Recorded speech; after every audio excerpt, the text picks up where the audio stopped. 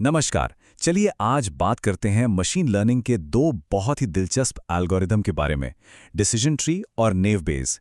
नाम सुनने में थोड़े टेक्निकल लग सकते हैं, पर असल में इनके काम करने का तरीका बड़ा अनोखा है और एक दूसरे से काफी अलग भी।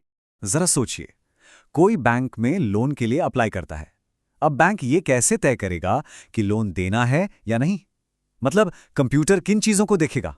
इनकम, क्रेडिट स्कोर, उम्र। यही वो जगह है जहां डिसीजन ट्री और नेव बेस्ड जैसे एल्गोरिदम अपना जादू दिखाते हैं। ये कंप्यूटर को सिखाते हैं कि ऐसे फैसले कैसे लिए जाएं।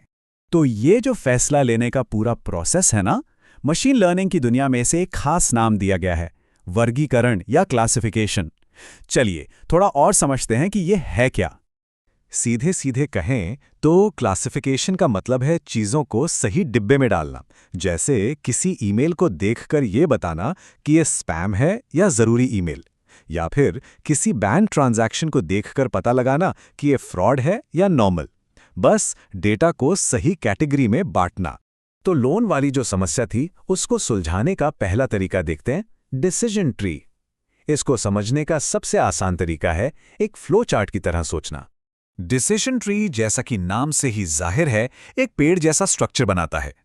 सोचिए, पेड़ की हर डाली एक सवाल है, जैसे क्या इनकम 50,000 से ज्यादा है? और उस डाली के आखिर में जो पत्तियां हैं वो हैं जवाब, हाँ लोन दे दो या नहीं लोन मत दो। मतलब एक के बाद एक सवाल पूछते पूछते ये आखिरी फैसले तक पहुंचता है। अच्छा, तो ये काम कैसे करता है? देखिए, सबसे पहले एल्गोरिदम पूरे डेटा को एक साथ देखता है। फिर वो सबसे जरूरी सवाल चुनता है जिससे डेटा को बांटा जा सके, जैसे इनकम। फिर वो उस सवाल के आधार पर डेटा के दो हिस्से कर देता है। और बस यही प्रोसेस वो बार बार दोहराता रहता है जब तक कि हर छोटे ग्रुप के लिए एक साफ साफ जवाब न मिल जाए।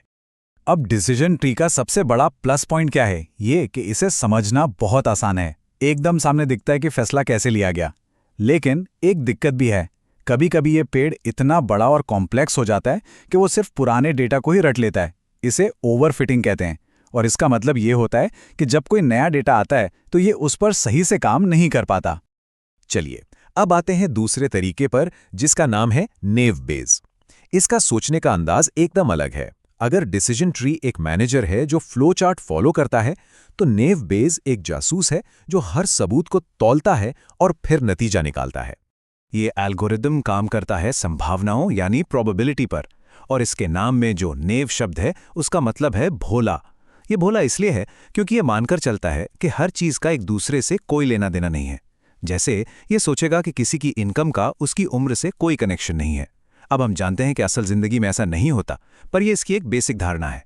इसका सबसे बढ़िया एग्जाम्पल है ईमेल का स्पैम फिल्टर। जब कोई नया ईमेल आता है तो ये एल्गोरिथम जासूस की तरह सबूत ढूंढता है। अच्छा, ईमेल में फ्री, लॉटरी, विन जैसे शब्द हैं, ठीक है, तो इसके स्पैम होने की संभावना बढ़ गई। फिर ये सारी संभावनाओं को जोड़ता है और देखता है कि पलड़ा किस तरफ भारी है, स्पैम या नॉट स्पैम। जिधर संभावना ज्यादा, ईमेल उस फोल्डर में। नेव बेस की सबसे बड़ी ताकत है इसकी स्पीड। ये बहुत तेज है, खासकर जब बहुत सारा टेक्स्ट हो। और सबसे मज़ेदार बात यह है कि इसकी वो जो भोली सी धारणा है ना कि चीज़ें एक दूसरे से जुड़ी नहीं हैं, वो गलत होने के बावजूद ये अक्सर कमाल के और बहुत सटीक नतीजे देता है। तो ठीक है, एक तरफ है फ्लो चार्ट वाला मैनेजर और दूसरी तरफ है सबूत तौलने वाला जासूस। अब वक्त है इन दोनों को आमने सामने खड़ा करने का और देखने का कि ये एक दूसरे से कितने अलग हैं। तो यहाँ फर्क साफ दिखता है। डिसीजन ट्री का मॉडल एक पेड़ जैसा है, इसका लॉजिक नियमों पर चलता है और इसे देखना समझना बहुत आसान है। दूसरी तरफ नेव बेस का मॉडल संभावनाओं पर आधारित है।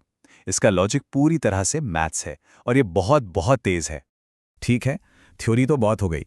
अब ये देखते हैं कि असल जिंदगी में ये दोनों एल्गोरिदम कहाँ-कहाँ इस्तेमाल होते हैं। डिसीजन ट्री की बात करें तो जैसा हमने शुरू में ही बात की, बैंक इसका इस्तेमाल लोन अप्रूवल के लिए करते हैं। मेडिकल फील्ड में बीमारियों का पता लगाने में ये मदद करता है। और हाँ, मार्केटिंग कंपनियां भी इसका इस्तेमाल करती हैं ये समझने के लिए कि किस ग्राहक को कौन सा विज्ञापन दिखाना है। और हमारा जासूस यानी नेव बेस, वो तो टेक्स्ट का बादशाह है। ईमेल में स्पैम पकड़ना, सोशल मीडिया पर यह समझना कि कोई पोस्ट पॉजिटिव है या नेगेटिव, या फिर हजारों डॉक्यूमेंट्स को उनके टॉपिक के हिसाब से अलग अलग करना, ये सारे काम नेव बेस चुटकियों में कर देता है। तो कुल मिलाकर कहानी ये है, डिसीजन ट्री एक फ्लो चार्ट की तरह अगर ऐसा तो वैसा वाले फैसले लेता है, और नेव बेस संभावनाओं के हिसाब से अंदाजा लगाता है कि कोई चीज किस कैटेगरी में आएगी।